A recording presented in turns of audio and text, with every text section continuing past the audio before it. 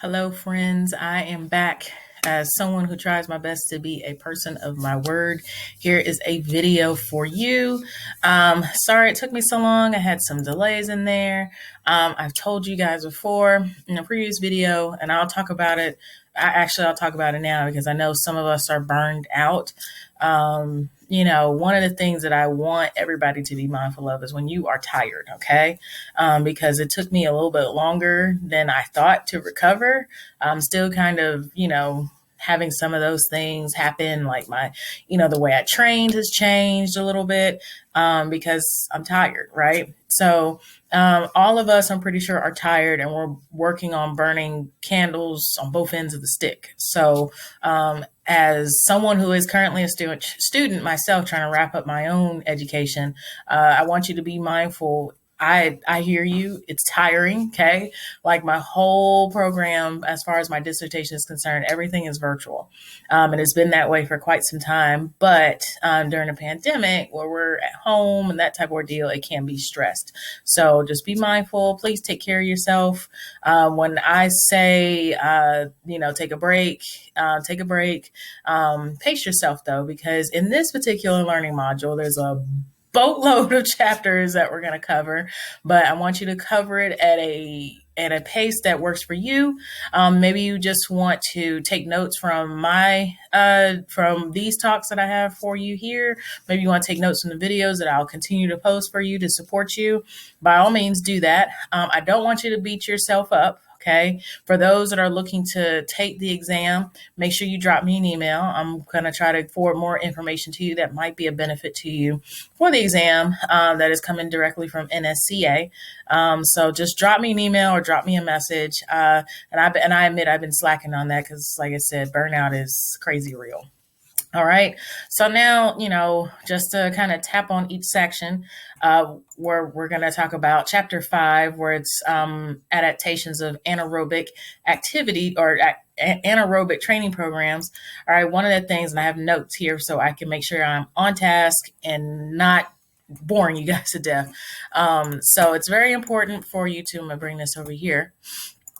It's very important for you to know the adaptations to anaerobic activity, which of course we know that anaerobic activity are those quick bouts of exercise, okay? Something that is, much shorter than 3 minutes for the most part, all right? So it's very important that you acknowledge these differences and these adaptations. So when you're creating a training program for your student athlete or for your client, you know what adjustments that the body will make, okay? To its benefit, of course. You don't want to make the adjustments to the body that is going to hurt it. So one of the things that I want you to do when you are learning these adaptations, because it's a little bit the same thing for chapter 6 for the aerobic adaptations. This particular chapter is very important for you to really acknowledge the hormonal responses. As I said in a previous video, learning about hormones, that's probably the only part of all the training I've done that is a bit excessive for me. So I constantly go back and I tell people all the time, don't feel bad because you don't remember something. Being in this profession, there's a lot of recall, okay? You have to go back and recall. And understanding hormones is one of those things where I have to constantly recall because that's probably my weakest area. Okay. So definitely go back on chapter 4 to see, to reacclimate yourself with testosterone, especially your growth hormone and your IGFs. Okay. So these things are important for you to know what are some of the important adaptations during anaerobic training programs. Okay. So there's going to be some neural adaptations. Let me check my notes, make sure that I'm not missing anything. All right. And of course, you're going to have your muscular adaptations too. All right. There are going to be some muscular changes there based on how you manipulate the program, because that opportunity is present that based on the type of program you provide for your student or your client, you can totally remodel that muscle altogether. Okay. So it's a very good idea to just go back and recall such. All right. So, but also you need to know as far as the general functions of those neuromuscular adaptations during an anaerobic training program. Okay. So make sure you review all of your notes. All right. So one of the things that you need to realize in your notes is maybe in another class, you talked about You may have talked about the fit principle, the frequency, intensity, type, and time. That thing you might need to remember, but a little different, a little slightly different. Okay, you have your volume, your mode, your frequency, your intensity, your type. Very similar to the fit principle. Okay, so it's very good to acclimate yourself because there's benefits to you knowing that in the adaptations to anaerobic training programs. All right. So now what I want to do is I want to move forward because again, I don't want to bore you to death. Okay. There is an overview section for chapter 5 that I think that'll benefit you, and it's not graded. All right. So it gives you an opportunity to really see what area of this particular chapter you need some help in. Okay. Chapter 6 is a little bit of the same thing. Your PowerPoint notes are up there. One thing to note about chapter 6 is that there's a couple of formulas in there that you probably should know, okay? Especially if you are working or looking forward to working with athletes or clients shortly after you graduate, all right? So, of course, it talks about with the chapter objectives, describe acute responses to cardiovascular and respiratory systems and aerobic exercise. So those, I'm pretty sure you may have heard of the 220 minus your age.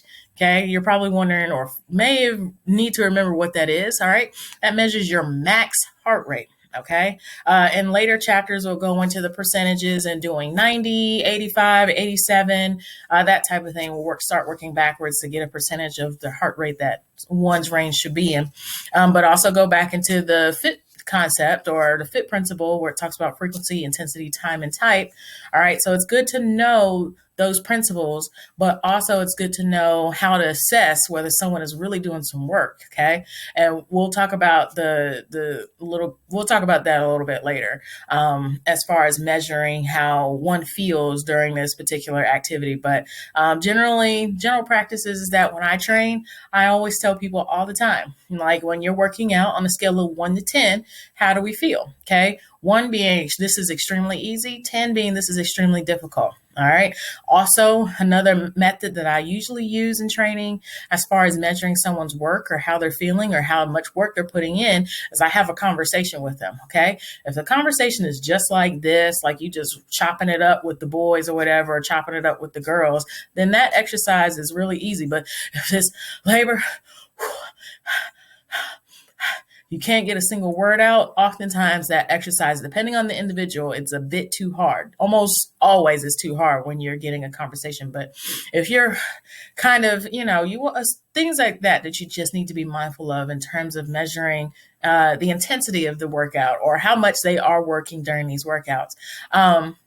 But it's also good to know some of the acute or the short-term and the chronic or the long-term effects of aerobic workouts. Okay. So we all know what aerobics is. It's got its own group name. It's got its own fitness name. Of course, aerobics can happen we know that aerobic being something that's long-term, something that's going to happen longer than 3 minutes. We associate aerobics with step aerobics. I'm from that genre, that era that did step aerobics. So that's what we should all automatically just come back to mind when we think of aerobics, something that is just long-term, doesn't always have to be dancy. Okay, I know sometimes we think aerobics being totally dancy, but that not always the case. Like you can run, that's aerobic. Okay, biking is aerobic. So those are the things that we think of any type of aerobic activity. But one thing to note that I want to talk to you guys about is that it's important. I'm not sure where in the notes it could be. Okay, and here's one of them. Okay, it's knowing what cardiac output or measured in the letter Q, capital Q, as far as the amount of blood pumped by the heart in liters per minute. Okay. There is an equation for that to find what cardiac output is, which is stroke volume times heart rate. Okay. So, there's another formula there that is very good for you to know is the Fick equation. Okay. Now the Fick equation is on page, let me see. Let's find it. I should have marked this, but that's all right. All right, your FIC equation is on page 117. All right, and it gives you an opportunity to know how to write out that equation and what you are looking for as far as cardiac output is concerned, or the amount of work your heart is putting in. Okay, also, it helps to really determine the amount of oxygen your body is using. Okay, so those are equations that are ideal for you to, I would say, memorize, not make it perfect, but at least know that there is a specific equation that is used to determine the amount of work their heart is doing, your body's doing, and the amount of oxygen your body is utilizing during exercise. Okay, so there's also another method in terms of measuring the amount of oxygen known as rate pressure product.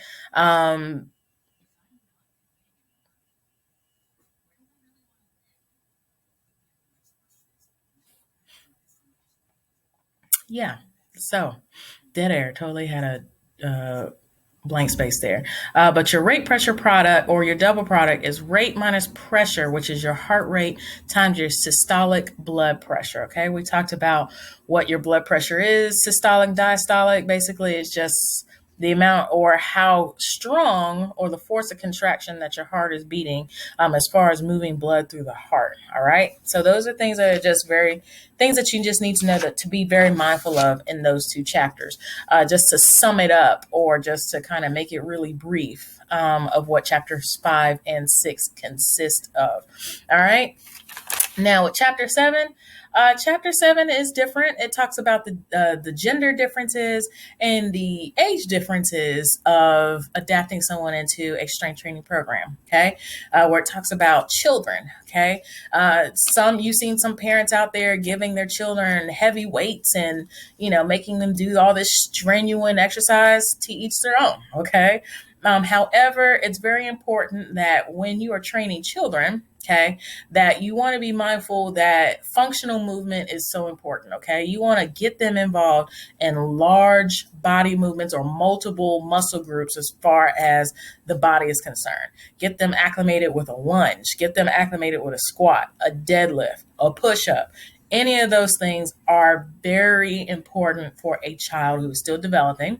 Okay, bones are still a little soft. All right, so you don't want to overdo it in the training, and you don't want to categorize these people as children as miniature adults. That's something that you don't want to do. Okay. Now, with older adults, it's a little different. All right. So you can give older adults, which is 65 and up, a weight training protocol. You can hand them weights, but it's very important for you to be mindful of the bone density differences that are going to occur in older adults. Okay. You need to remember what osteoporosis is and osteopenia is. Okay. That does determine the amount of bone density that an adult has. And oftentimes it happens more in women than it does in men because of the hormonal changes that a woman does experience, of course, through a life-changing event known as menopause. Okay. So those are things that are just to be mindful of in training an older adult. All right. Additionally, in addition to the hormonal changes that both men and women as older adults over 65 are going to experience, but there are some pharmacological protocols you need to be very mindful of. All right. Such as beta blockers. All right. Beta blockers intentionally keep the heart rate at a certain level so the heart rate doesn't elevate or doesn't decrease. Remember, we talked about bradycardia and tachycardia. All right. So those are the things that we try to avoid and when someone is prescribed a beta blocker, right? So one thing to note about the changes in beta blockers is that it might be harder for you to assess an older adult's ability as far as something. If you give them a heart rate monitor and you're measuring their heart rate, it might be a little different. You might be making them work really, really hard because you're trying to get their heart rate up. But truth be told, with them being on beta blockers, their heart rate's not going to move. So those are things to just be very mindful of as far as, older adults. That's the reason why you have the PAR-Q in place. You want to make sure that they list all the medications, any injury that they may have had, even anything that they're taking that is a hormone regulation. You might have male and females that might be taking different hormones for different regulations as far as a body metabolic breakdown. Okay, they might be taking insulin. Okay, they might be taking hormone replacement. So those are just things to be very mindful of, and those PAR-Qs are critical as well as as a physical, especially dealing with older adults is important. It'll list out everything that is needed as well as the physician's recommendations, which you always want to follow. Now with females are different. Okay, females, not in a bad way by all means, but we do have different needs. Okay, so with females, we have all of our strength in our lower body. Why? All of our strength in our lower body? One reason: we bear children. Okay, so by us bearing children, I say us because I identify as she, her. All right. So, as one who identifies as she, her, it's very important to know that the strength does come from our lower bodies because of childbearing. All right. So there is some pluses and some minuses to that. You know, it's always nice to have nice legs, right? Always nice to have nice legs. However, due to puberty, and everything else that's going on, estrogen starts to develop. And then, of course, there are higher levels of estrogen in women or your female athletes, and that's going to increase the amount of fat we hold. Okay. So those are just things to be mindful of. Now, that fat is essential for childbearing. Okay. Not only is it essential for childbearing, if there's a woman who decides to not bear children, it's also important for a woman to be able to have a regular cycle. And any type of training program that works really hard to really peel away a lot of fat from that female can cause problems. Absence of a cycle, especially for longer than 3 months. In previous classes, we talked about the female triad. Okay. A lot of times certain training protocols can really pull off a lot of body fat off of the woman, which is what you do not want. Okay. So that's when little things start to occur. There's going to be some energy changes. It's going to impact the female's bone density. And of course, that's when it's going to lead to the cycle stopping.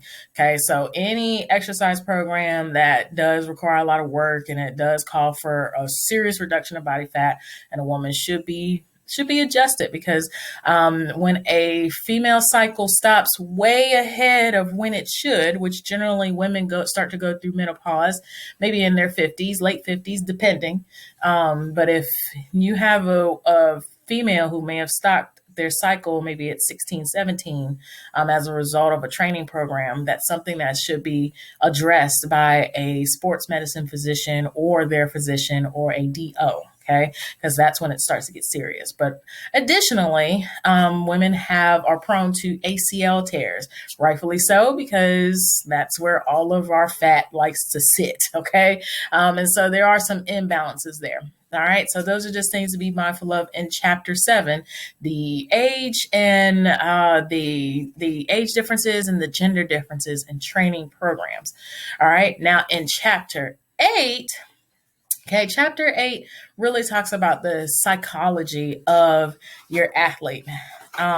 It's one thing to note about the differences to be mindful of when your athlete is going through anxiety, specifically performance anxiety, and knowing about the different theories that are involved as far as measuring a student's performance or your athlete's performance. Okay, so because there are theories that are related to if a student athlete is anxious enough, their heart rate is elevated enough, then that means, and they are knowledgeable about that particular skill, then their performance is going to be ideal.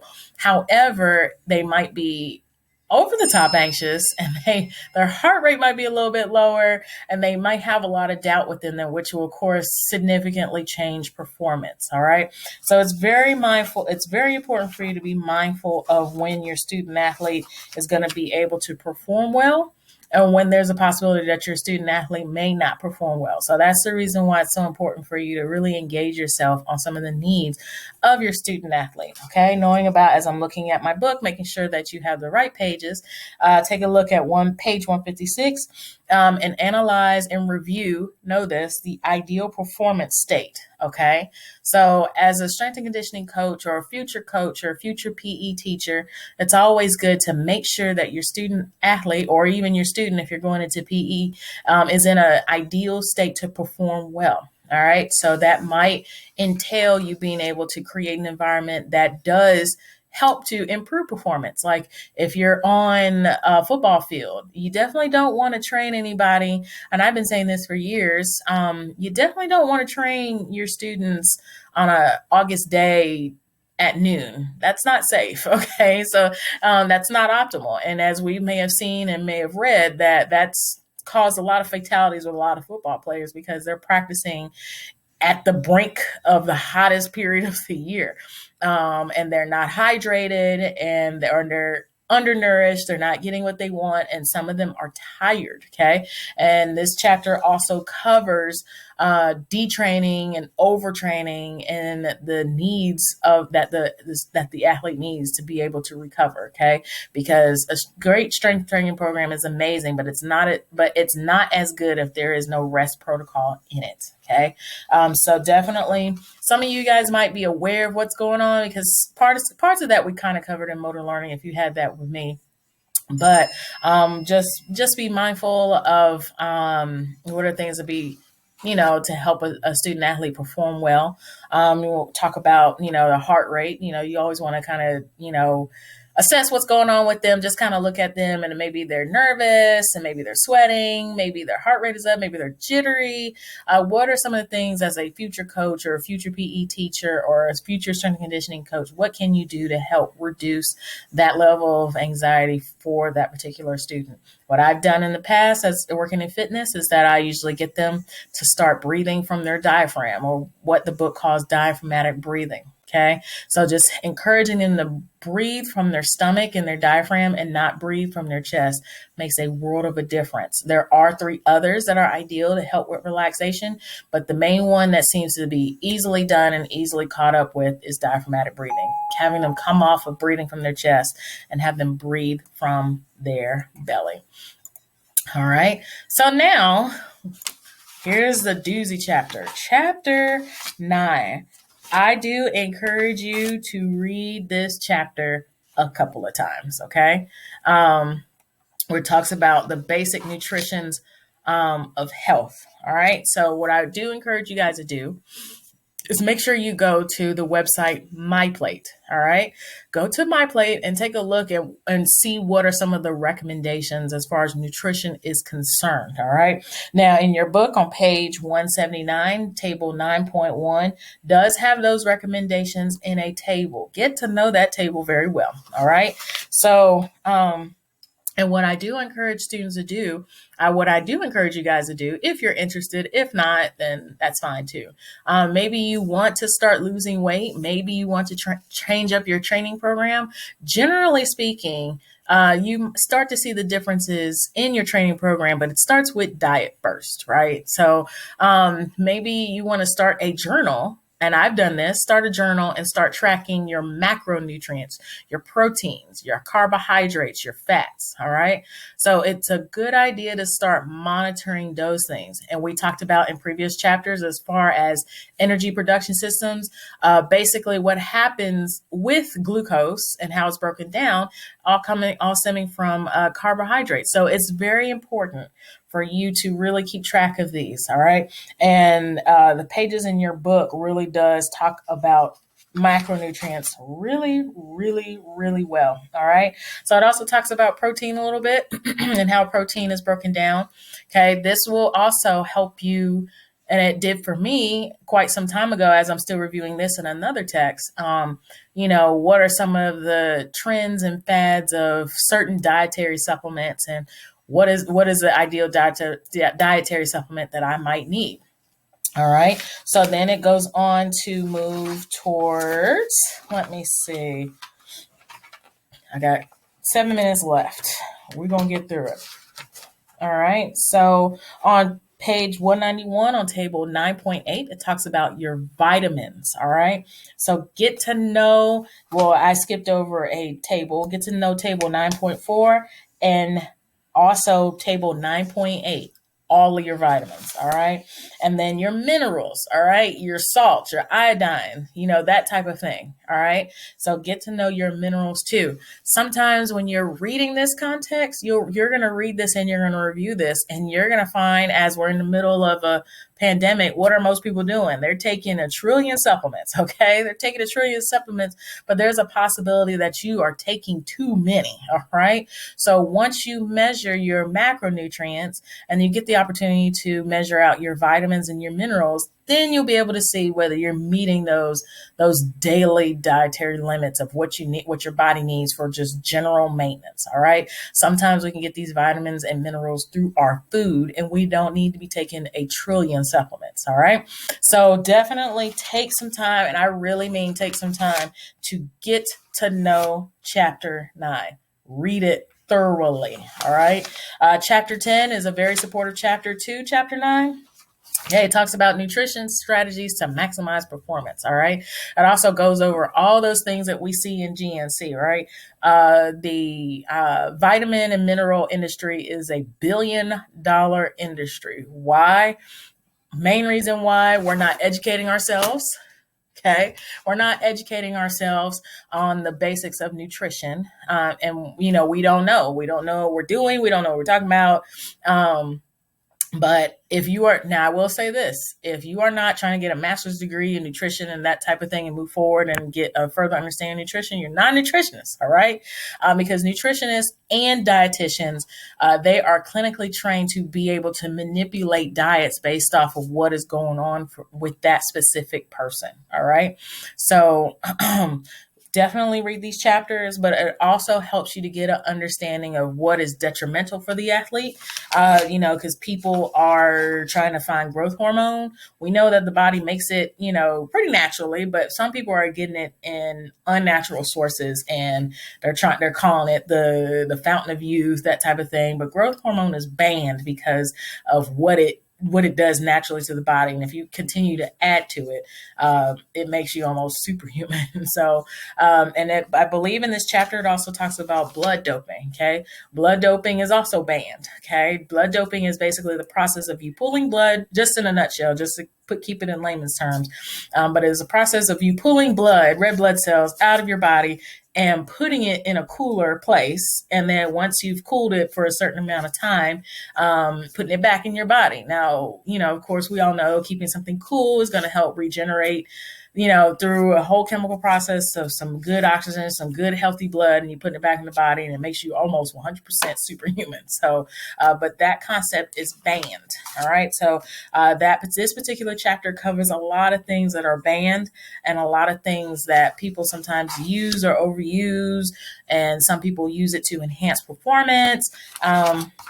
So definitely take a look at these chapters. I went over this pretty fast and pretty briefly. Now, chapter 5, 6, and 7 will be your pop quiz that is coming up over the weekend. Okay. Like I said, I'm not going to leave you guys deserted. I will do my best to make sure that you guys have everything you need. I will also provide an additional learning tool that will be beneficial for anybody who's interested. Maybe you want to borrow the book from me. That's fine. It is a borrow, not a keep. So if you're interested and you want to borrow the book from me, let me know. I'm getting ready to try to read it myself. It's a very good book that covers sports nutrition. I not only think it's going to be beneficial for student athletes, but I think it will be beneficial for people who want to maximize their resistance training program. Okay. So I'm about 28 minutes. I don't want to bore you guys to death. I know you guys are tired, but I'll put more resources up for you. If you have any questions, let me know. Chat soon.